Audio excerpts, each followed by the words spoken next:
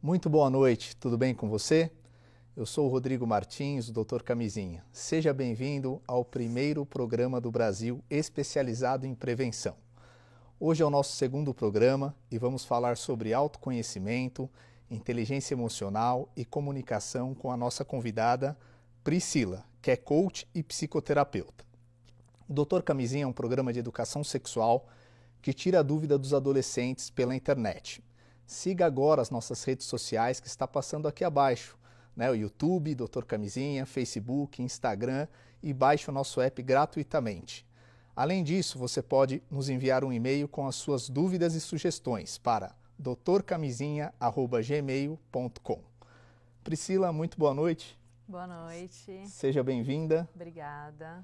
Bom, hoje a Priscila está aqui e nós vamos falar um pouquinho sobre autoconhecimento. Muitos adolescentes me procuram, perdidos com a vida, sem orientação, sem diálogo com os pais, e a Priscila está aqui para hoje nos dar algumas dicas de como o adolescente pode ter um autoconhecimento. Vamos falar um pouquinho sobre isso, Priscila? Vamos sim. Primeiramente, muito obrigada por participar do programa e conseguir trazer aí um pouquinho sobre como funciona, né, esse mercado quando a gente fala sobre autoconhecimento, comunicação e também essa questão da inteligência emocional, né? A gente sabe que muitas famílias elas não têm estrutura, né, base de comunicação, base de relacionamento interpessoal e também experiência em relação ao que aprenderam com os próprios pais, os próprios avós, né? E isso é fundamental quando a gente vai falar sobre esse adolescente e a vida dele a partir da fase adulta que vai começar após essa fase desafiadora que é a adolescência.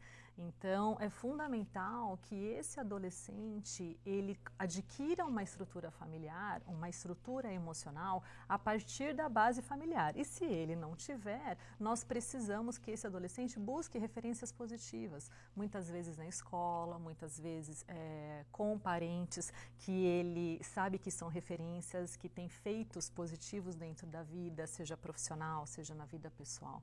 Então, eu acho que a primeira dica que eu gostaria de passar para os adolescentes que estão nos ouvindo é que realmente ele tenha referências positivas em sua vida. É fundamental que ele adquira o conhecimento de como as coisas vão percorrer na vida dele, principalmente quando ele adquirir a maturidade, quando ele tem pessoas que ele possa seguir, né? Muitas vezes não vai vir do pai e da mãe, mas vai vir de pessoas que ele conhece ao redor dele, um professor na escola, alguém que ele realmente tenha como um ídolo que pode trazer positividade para que ele consiga ter atitudes mais assertivas e fazer escolhas mais corretas para a vida dele.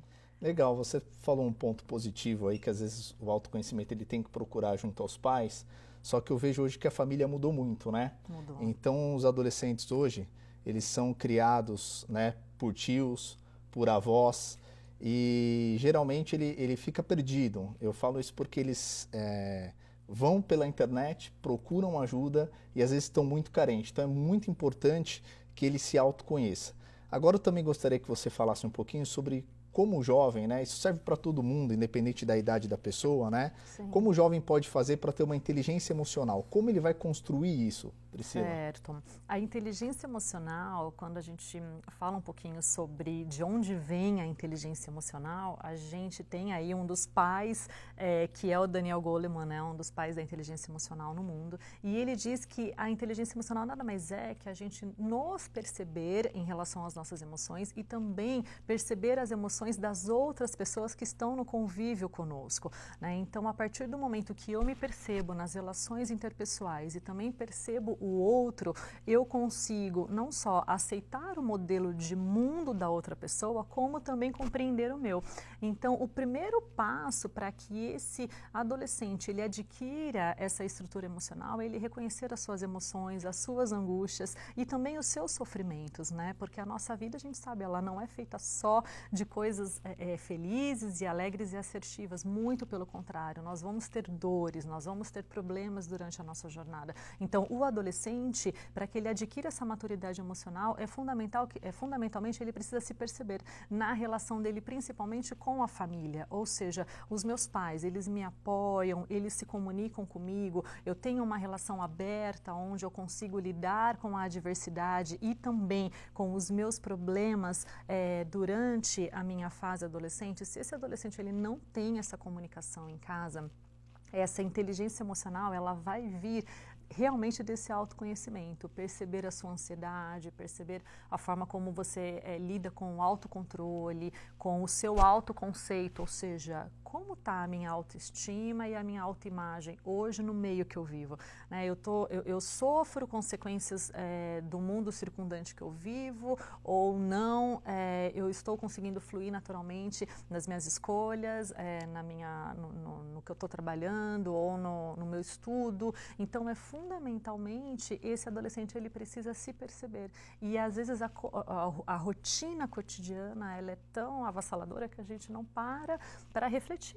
E quando, é o que você comentou, a internet ela traz tanta informação e tanta informação rica sobre o que nós precisamos fazer, sobre como a gente elevar o nosso nível de autoconceito, ou seja, como eu me torno mais eficaz na minha vida, como eu melhoro a minha relação com as pessoas ao meu redor e também, principalmente, com os colegas, que a gente sabe que é um desafio você ser aceito, né? As pessoas, elas têm muito medo, ou do fracasso ou da rejeição, e por esse medo elas optam por não fazer nada.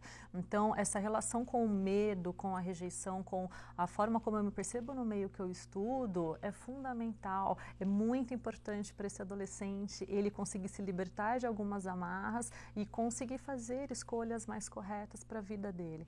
Então eu começo sempre falando que o autoconhecimento ele é muito importante mesmo. Eu gosto muito quando você se refere ao autoconhecimento, porque hoje, quando o jovem ele vai ter a primeira relação sexual dele, muitos não sabem, mas eles vão na internet e acabam achando os nossos canais e fazendo essa pergunta. Justamente porque ele não conhece o próprio corpo, Sim. Ele tem dúvidas gigantescas, né? Não vai ao ginecologista, tem essa barreira de poder falar com os pais, e aí isso gera também na pessoa, além dela não se autoconhecer, a pessoa não tem uma estrutura de inteligência.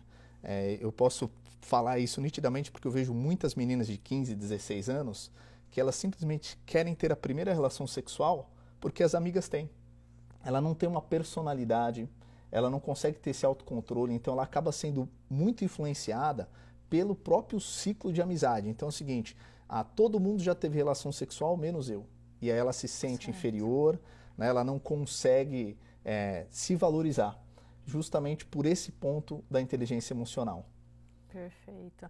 E isso acontece muito mesmo, né? O meio que nós vivemos, ele influencia drasticamente, né? Ou seja, a gente chama isso de inconsciente coletivo, ou seja, como eu estou permitindo que a minha vida ela percorra, eu estou conduzindo, eu sou realmente o protagonista ou não, eu estou ali como ouvinte, né? Participando de uma vida que muitas vezes eu não sou o condutor, eu nem sei o que está acontecendo, eu simplesmente sigo as pessoas que estão ao meu redor e acabo sendo conduzido por uma massa crítica que não tem uma construção, ou seja, é exatamente isso, doutor, perfeito, porque o que essa pessoa realmente quer, né? Ela não para refletir, será que é cedo, será que é tarde, será que eu realmente estou maduro, será que eu preciso dessa aceitação e quem disse que eu preciso dessa aceitação, né? Muitas vezes o adolescente ele tem que parar para refletir, ok, quais são as pessoas que realmente são importantes para mim e que estão fazendo tanto essa influência nas minhas escolhas, será que essas pessoas elas são relevantes a ponto de escolherem por mim o que eu realmente quero para a minha vida? Será que realmente este é o momento de eu tomar uma decisão tão importante dessa que pode trazer consequências, né? Às vezes até pela falta de informação, consequências negativas. Então, às vezes a pessoa não entende que muitas das amizades que ela tem, daqui 2, 3 anos, não estarão mais com ela, né? Mas a família estará, ou seja, as pessoas mais próximas, muitas vezes não é um pai ou uma mãe, mas é um tio, mas é um amigo, às vezes até um professor da escola que você consegue manter a amizade por um grande período da sua vida e que realmente se importa com você. Então, esse inconsciente coletivo que a gente tem, se a gente não parar para se questionar para onde a nossa vida está indo, nós não percebemos. E aí quando a gente vai ver, não somos nem nós que estamos conduzindo, estamos sendo conduzidos pelo meio. Então é uma percepção muito interessante de que falta sim análise crítica de para onde está indo a minha vida. E aí é fundamental a gente, esse adolescente se perguntar o que realmente importa na minha vida hoje, para onde eu estou levando a minha vida, é para um caminho onde eu vou colher frutos positivos ou eu vou colher depois, muitas vezes, coisas negativas por eu não ter feito as escolhas corretas. Então, eu acho que é um ponto bem interessante. Ontem mesmo eu conversei com uma jovem, Priscila, de 19 anos, né? E ela tinha acabado um relacionamento. Então, esse rapaz traiu ela e ela achou que era o fim do mundo. Ela estava chorando, estava para baixo, e aí como eu tiro dúvidas sobre as infecções sexualmente transmissíveis, ela veio falar, doutora, eu sei que você não tem nada a ver com isso, né, mas o meu namorado acabou me traindo, e eu não sei se eu amo ele, ou não sei se eu tô com raiva dele, porque eu não me conformo com o que ele fez comigo. E aí eu falei para ela se autovalorizar, né, mas como esse jovem é imediatista, né, ele quer tudo para hoje, ele acha que a vida dele é aquilo. E eu comentei com ela, você só tem 19 anos, você está começando a sua vida, né? E eu falei para ela, você precisa se valorizar. Então, falta essa inteligência emocional no jovem. Ele não tem essa referência e o ciclo de amizade dele, ele acha que é único, né? Exato. E é muito importante que ele pense, né, quem ele vai seguir, quem são as pessoas que vão estar com ele ao longo da vida. Porque tudo é uma fase, a infância, a adolescência, e o jovem ele fica perdido nisso, achando que a primeira relação ou a segunda é a única da vida dele. Exatamente.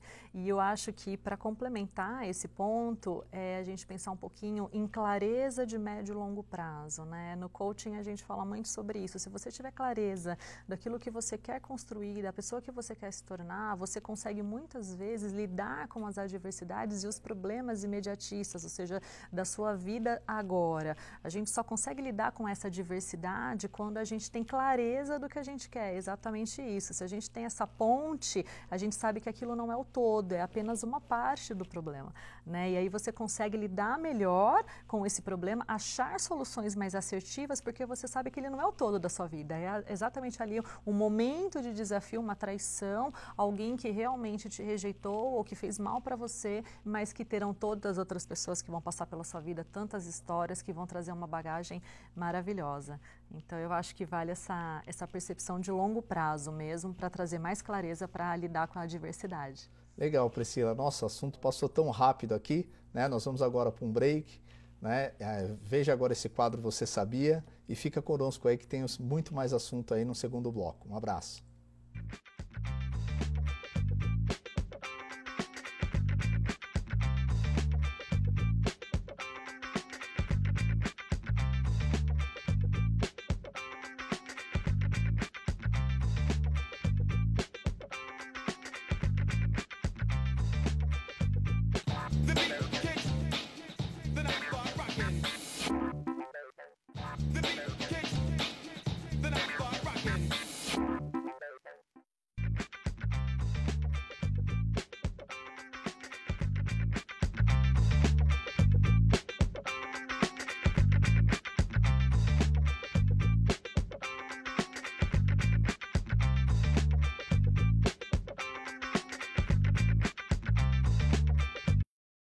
Olá, estamos de volta, hoje com a nossa convidada Priscila, e nesse segundo bloco, né, nós vamos conversar um pouquinho sobre comunicação. A Priscila ela é coach, é psicoterapeuta, e é muito importante, né? Esse é um programa de prevenção, a gente fala da conscientização do que é a família, né, a relação entre pais e filho.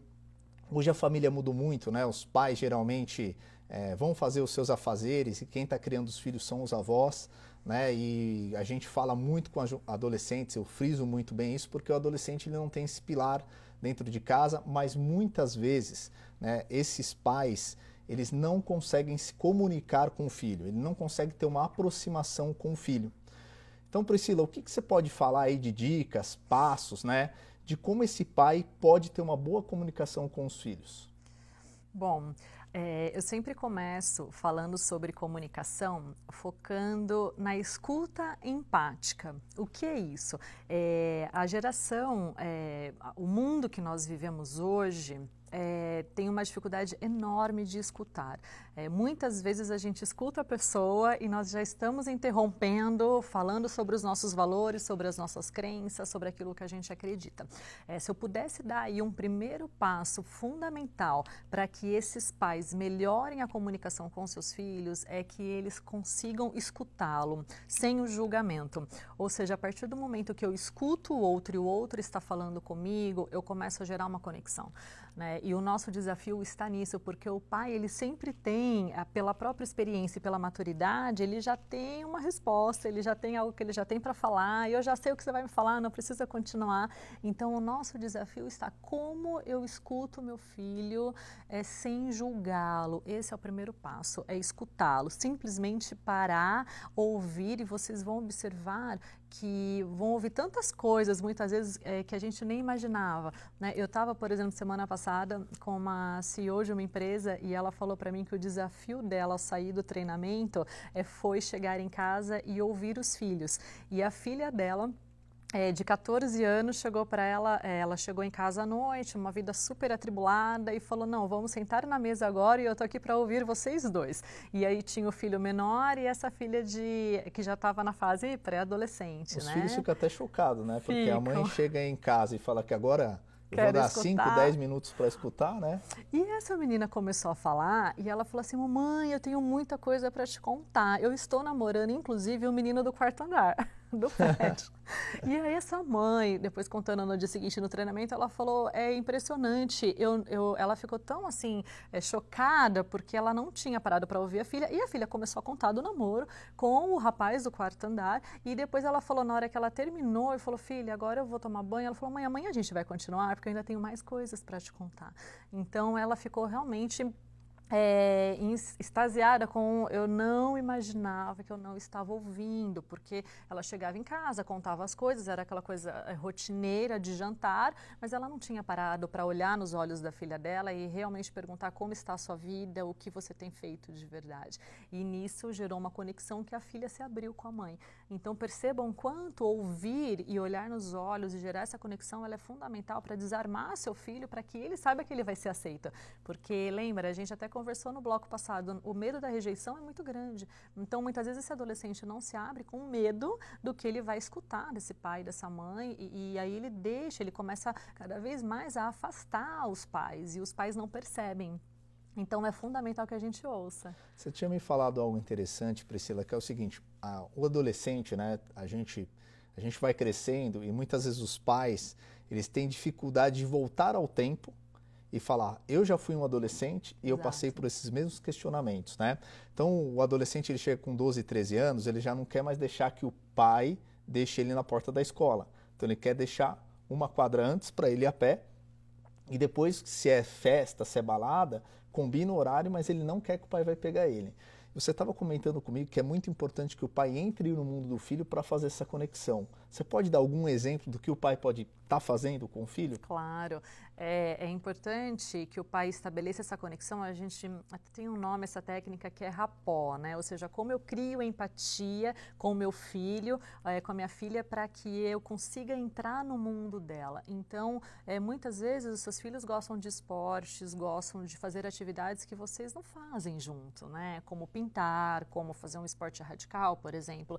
E eu levo o filho, eu estou lá, mas eu não estou praticando junto com ele. Não é a mesma coisa, né? A conexão, ela é gerada a partir do momento que eu entro dentro do mundo da outra pessoa. Então, se seu filho gosta de cantar, vá a um karaokê com ele, cante junto. Se ele gosta de andar de patins, ou ele gosta de, sei lá, ir fazer um esporte radical, outro qualquer, você tem que entrar no mundo do seu filho para que ele saiba, poxa, meu pai quer realmente me aceitar da forma como eu sou e quer entrar no meu mundo. É um passo passo também, um segundo passo aí muito interessante que a gente fala que é entender realmente como é o mundo daquela criança, porque o mundo dela hoje não é o mesmo que o seu. Muito embora a gente teve os mesmos questionamentos, as mesmas dúvidas, a gente sabe que muita coisa mudou, né? Então, se a gente não entra, não se insere, fica difícil estabelecer uma conexão, acaba sendo, e até porque os casais também tiveram filhos muito mais tarde, então a gente já sabe que a relação mudou muito, e foi o que você mesmo disse, né, doutor?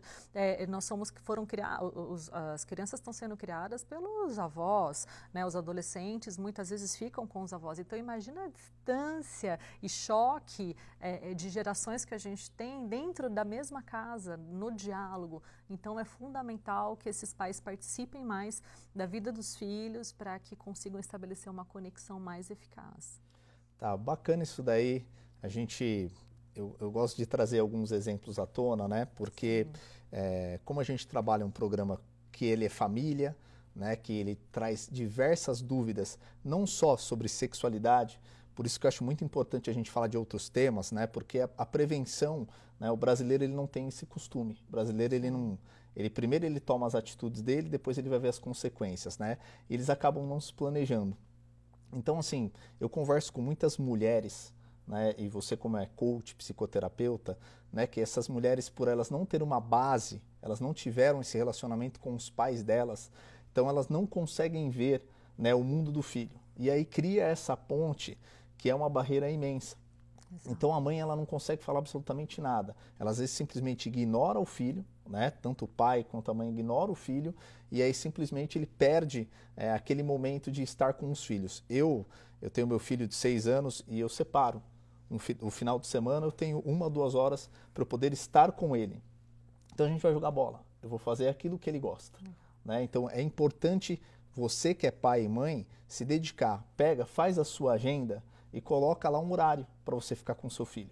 Não importa, às vezes é pouco, sim, mas um pouquinho por dia vai criando essa relação e seu filho passa a confiar em você. Exato. Ele passa a te admirar, né? Ele passa a saber que você é um amigo dele. Né? Então eu acho que está faltando o pai lembrar, né? O pai, eu digo pai e mãe, lembrar que não é o filho, é um amigo. Exatamente.